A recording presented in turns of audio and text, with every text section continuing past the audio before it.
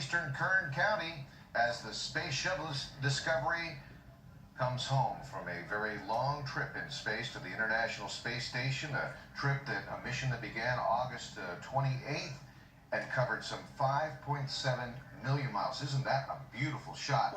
As the shuttle streaks back to Earth for a landing at Edwards Air Force Base in eastern Kern County.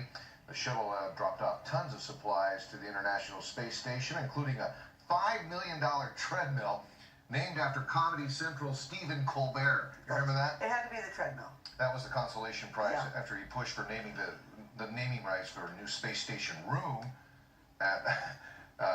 NASA chose the name Tranquility for that yet-to-be launched room, even though Colbert won the online vote. But that's beside the point. This is serious business right here, as the shuttle, which is really just a glider right now, coming in for a very graceful landing at Edwards Air Force Base.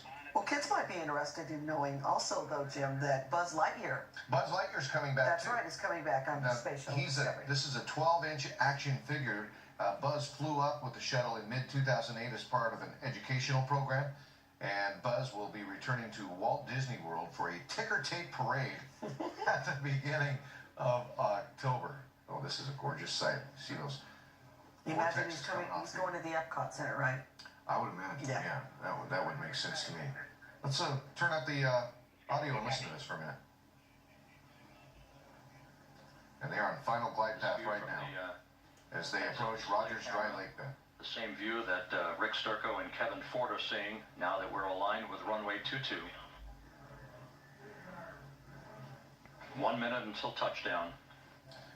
Discovery's crew, by the way, performed 3 spacewalks on this mission at the International Space Station. They installed a fresh tank of ammonia coolant. They put in new antennas and cabling for that new space room, Tranquility.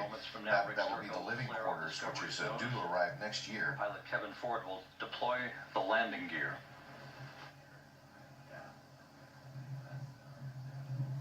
It's always quite a sight to see the shuttle come back. Now, you know, NASA prefers to have the shuttle land back in Florida, and for a couple of good reasons. It takes them about 8 or 9 days to get the shuttle mounted on top of a Boeing 747 for that piggyback ride back to Kennedy Space Center, and that costs NASA about $1.7 million every time they have to do that piggyback ride from Kern County back to Kennedy Space Center.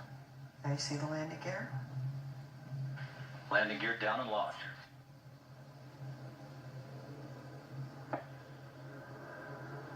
And that's touchdown. Main gear touchdown. Discovery safely home with her crew Kevin Ford of now 7. deploying the drag chute. Nose gear touchdown.